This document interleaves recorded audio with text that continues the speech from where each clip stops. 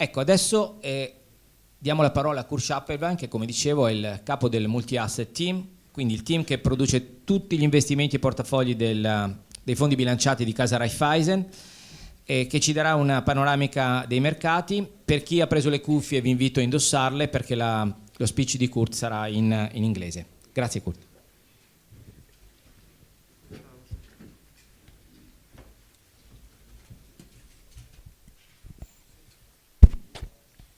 Good evening. Unfortunately, I'm not nearly as fluent in Italian as my great colleague Wolfgang Pinner is. Therefore, unfortunately, I have to hold my speech in English. I hope you accept my apologies for that. My speech is about our market view, what we observe on financial markets these times, what our views and positions for the next couple of months. And I'm going to cover quite wide range of topics, starting with the economic outlook, with what about interest rates, bond markets, inflation, equity markets, and finally also a view on commodity markets. So basically what I plan to do is to take you on a trip through financial markets, and I hope there will be some interesting points for you. When we talk about the economy, probably we have to talk about a very significant event that took place late last year when Donald Trump was elected President of the United States. Why is that? This is because Trump promised many policies which clearly affect the economy. So far, we don't know anything about the concrete measures that will be taken. We don't know anything about the real policies, but we know about the promises that he's made. And those promises were received by the public in a very positive manner. In essence, if you look at different polls, like I provided one here, about 90% of the people are convinced that Trump's policies will be good for the economy. This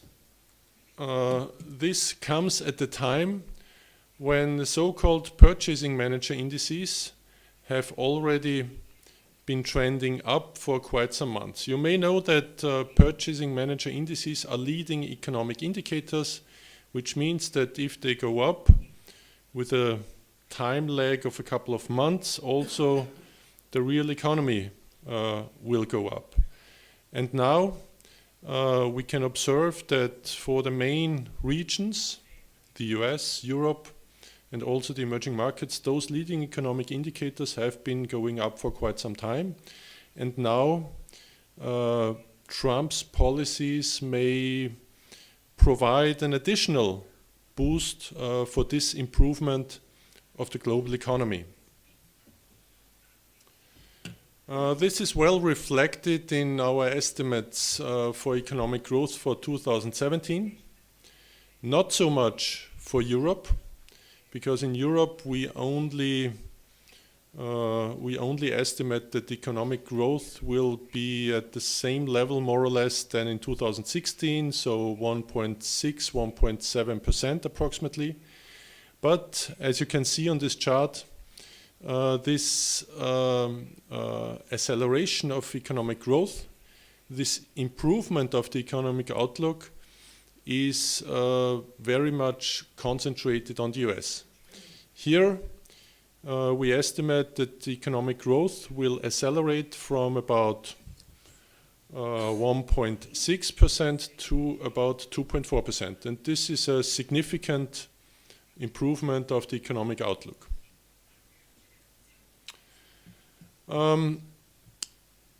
talking about interest rates, this improvement in the economic outlook will not have effects or will not be reflected in interest rates in the Eurozone. Because on the one hand, I just pointed out that the Eurozone is stable and not accelerating much. And on the other hand, what maybe Mario Draghi wants to tell us with raising his finger is that inflation is still very low in the Eurozone, and the European Central Bank wants inflation to be higher than it is now. Therefore, the negative interest rate policy that the ECB has been pursuing for quite some time now will not change this year. It will certainly not change this year. And probably also in the first half of next year, a change of this extremely loose monetary policy is very unlikely. Maybe, and I emphasize the term maybe, there will be a change of this policy in the second half of next year. We will see, but certainly not sooner. Of course, this has repercussions also for the bond market. You know that the yields on European government bonds have been going down quite significantly over the past couple of years. And in the past few days or weeks, there has been a little back up, a little increase in these bond yields, but we don't think that this increase that has started a couple of weeks ago will end up being a sustained trend. So we think bond yields will remain low in the Eurozone, and the main reason for that is what you probably have heard already, this abbreviation QE, which means quantitative easing. And what this means is that the European Central Bank buys euro fixed income instruments at the amount of 60 billion euros per month. So basically what they do is they buy government bonds and they buy corporate bonds, and if you have such a strong buyer in a market, it is very unlikely, or at least unusual, that prices go down, which would mean that yields go up. Therefore, we think that yields will more or less stay at the level that we have at the moment. As an investor or as an advisor, this keeps you in a very uncomfortable situation. Why is this uncomfortable? Because the return on this asset class is very low. The expected return, I should say, because in the past it was very good, but the expected return for the future will be very low. And on the other hand, the risk of this asset class is very high. Actually, it is at the highest level in the past 15 years. And if you now calculate a risk-reward ratio, so taking into account the reward and taking it into account the risk, you arrive at an asset class that has a very bad risk-reward situation. As an investor, this is completely unattractive. This goes as far as, just to make one example, some government bonds have negative yields, and the most prominent example for this is Germany. If you look at this chart, this shows you the yield of 2-year German government bonds, and this yield is like minus 1% or so. And if I were Angela Merkel, I would also smile and I would also applaud, because what this means is that if the German state borrows money, they have to pay back less than they have borrowed. This is a good situation, I would say. But as an investor, for you, as an investor or advisor, the exact opposite is the case. If you invest in this paper, your return will be lower than what you actually have invested in the first place. So this is a nearly absurd situation, but this is the reality. Talking about politics for a minute, this is of course not my field of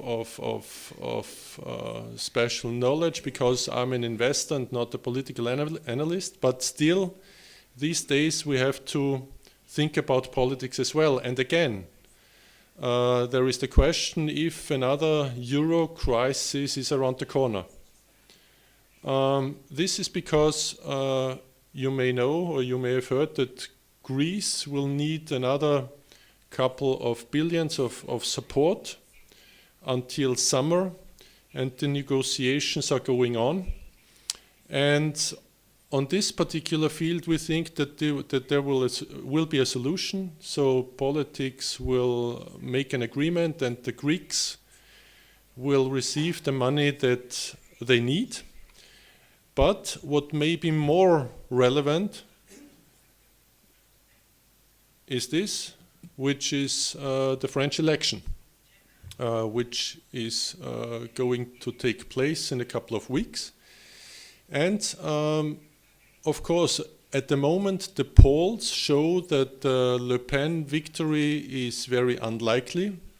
And let's hope this is true, because if Le Pen win, this would be very bad for European assets. And what do I mean by European assets? It would be bad for European bonds, not only French bonds, but also Italian bonds, for instance.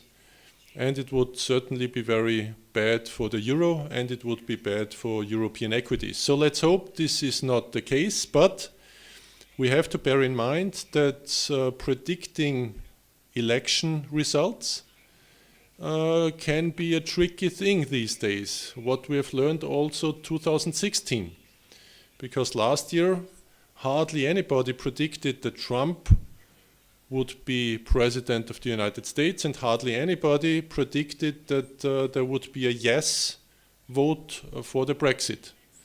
So we have to bear in mind this kind of risk, although our core scenario is that apart from short-term volatility, there will not be a significant impact of politics on financial markets going forward. But I have to say that this clearly rests on the assumption that Le Pen will not win the election. Let's go further to the US, where the story is different. I told you before that the story is different in terms of the economy, where we clearly see an acceleration of the economy. And if you think about this, it is very clear that this also means that also financial markets are affected by a better economic outlook. Here, what you can see is expected Fed funds rate. Basically, this is the policy rate of the US Central Bank, which was expected to be more or less flat some months ago. But now, as we can observe a better economic outlook, this expectation has changed significantly. In the meantime, we expect interest rates to be above 1% at the end of 2017 and about 1.5% at the end of 2018. So here we clearly have a different story than in the Eurozone, in that interest rates are on the rise. This is also true for the government bond market, where we have already seen some increase in yields, and this increase will continue in our view. And 10-year government bond yields may reach a level of 3% over the next 12 to 18 months. This is also due to a rise in inflation expectations. So, of course, inflation expectations affect government bond yields. And why are we talking about rising inflation expectations? And here I come back to Trump again, because many of his announced policies, or at least intentions, are probably inflationary. This starts with immigration, with protectionism, with tax cuts, with infrastructure spending, with other policies, and most of them are thought to be inflationary. And also here we have polls at hand which confirm this view. If you look at this, the question is, do you think that Trump's policies are inflationary? And 90% of the respondents would agree to this notion. Going further to the question, where can we still make money in fixed income? And here I come back to a message that I have already made a couple of times. Also last autumn when I was here last time, and last spring. And it has not changed a lot, namely that we still are very optimistic about emerging markets bonds. Because here the yield is still attractive, like 6 or 7%, depends on which segment you look. And additionally, if you look at emerging market currencies, we see that those currencies on average are very cheap.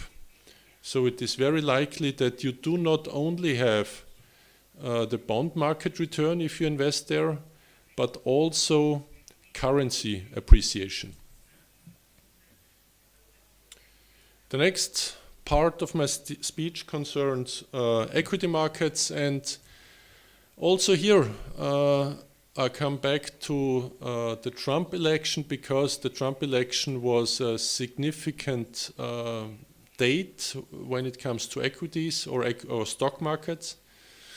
And it seems that the bulls, which are those market participants who are optimistic about the market, are unified in the camp of Donald Trump. Because again, those policies that he's proposing, like tax cuts especially, or like infrastructure spending, are positive for business, are positive for the economy, and therefore also are positive for the stock market. And right after the election, a very steep rise took place on the market, and it seems that Trump is the darling of equity investors. If we look at stock markets in a bigger perspective, here you can see the global stock market, MSCI World, over the past couple of decades. Actually, you see that the current cycle, which you can see here, is nothing else than spectacular. It has been stronger than the cycle here, which at that time felt quite good. And it is even stronger than the cycle of the 90s. So the question looking at this picture is the bull already tired? Which means, will the market reach a top sooner or later? And the question, or the clear answer to this question is, it depends. It depends where you look at, or on which market you look at. And if you look at the various markets or various regions over the past couple of years, you can clearly see that the US market has been the leader of global stock markets in this equity cycle. This, in our view, means that the US stock market does not provide a lot of upside anymore, but there are other regions which have not performed as well, which therefore may still provide a good return possibility. When you invest in stocks or in equities over the longer term, which means over 5 years maybe, or maybe even over 10 years, and probably you should invest in stocks for this time horizon, you have to look at valuations, because there is a very clear relationship between valuation and expected returns. The more expensive a market is when you invest, the lower is your expected return. And vice versa. The cheaper a market is when you invest, the higher is the expected return. What does this mean? This means that if you invest for the long term, you have to mind in valuation. Therefore, avoid expensive markets and invest in cheap markets. The question is, what is expensive and what is cheap? In our view, and also providing this evidence, the US market is expensive and will provide only limited upside, whereas other regions are still cheap. If you look here on the left-hand side, dividend yield for various markets. The dividend yield for European stocks is close to 4%, which is very attractive, whereas the US market only provides a dividend yield of 2.5%. So there is a clear advantage in favor of European stocks. On the right hand side, you see the so-called price to earnings ratio, which is a different valuation measure.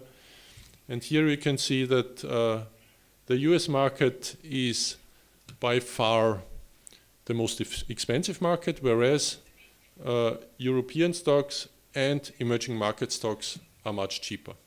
Therefore, here lays our preferences.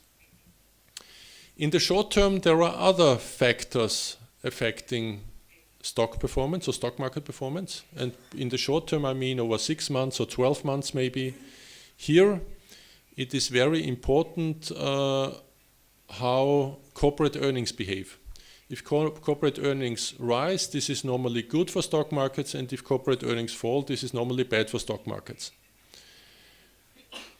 The outlook in this respect is very positive, as you can see on this chart. Here we provide data for various regions and countries, and you can see that for virtually all of these regions and countries, the outlook for corporate earnings growth is very good. In some instances, we even expect double-digit earnings growth. And this will be a very important driver for stock markets this year, a very important positive driver of stock markets this year. Finally, I want to mention commodities. Commodities have gained attraction also for investors in the past couple of years, but in the past couple of years it was not a lot of fun being invested in commodities. Why is that? Because virtually any commodity fell in price. So basically, if you have invested here or if you were invested here, you lost a lot of money. The question is, does this tell us something about the future? And the answer is yes, because what you can see on the left-hand side of this chart is commodities on average are cheap now. They are in historical comparison, and this chart goes back to the 80s, on very cheap levels. This means that commodities have a very good outlook. On the right-hand side of this chart, you see a relationship between past performance and future performance. This means the worse the performance in the past, the better the performance in the future, and we are exactly here. This means that we expect commodities to increase between 10 and 20% in the next couple of years per annum. So a very positive outlook. But this is only one part of the story. The second part of the story is diversification. Why do you invest in various markets, in various instruments, in various managers maybe? Because you want to have diversification. You do not want to be reliable on one investment. Diversification means that asset classes or investments have correlations that are below 1, so that you have a diversification effect. On this chart, I provide correlation matrix, so correlations between various asset classes. And what you can see is when the color is red, correlations are rather high, and if the color is green, correlations are rather low. So green means good diversification effects, and red means less good diversification effects. And if you look at traditional asset classes, bonds, equities, and so on, you see that correlations are normally positive. But if you look at commodities,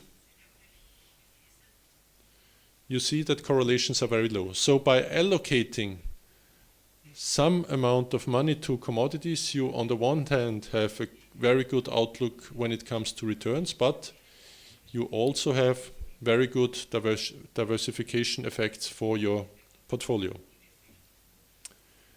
To sum that up, I don't want to bother you anymore with more data or more facts or whatever. Just want to make a summary. First of all, fundamentals are good. This means economic outlook, and this also means outlook for corporate earnings. Second point, interest rates and yields in the Eurozone will remain low. Furthermore, the story in the US is different. Here, we expect interest rates to rise and we expect bond yields to rise. When we talk about politics, we expect that there will be some amount of short-term volatility, but we do not expect that political risk will have a sustainable effect on financial markets. Furthermore, inflation may stage a surprise. Maybe we will see higher inflation than we expect at the moment. And finally, equity markets are well supported by corporate earnings. What does this mean in terms of our preferences, our views? In essence, what does this mean about our positions? Because this is not only what I tell you, this is what we actually do in our portfolios. First of all, we prefer inflation-linked bonds over nominal bonds. Second point, we are optimistic about emerging market bonds, both in hard currency and in local currency.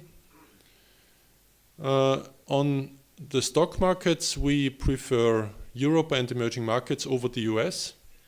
And finally, we allocate to commodities, on the one hand because we are optimistic about prices, and on the other hand because they provide us with a good amount of diversification. Thank you.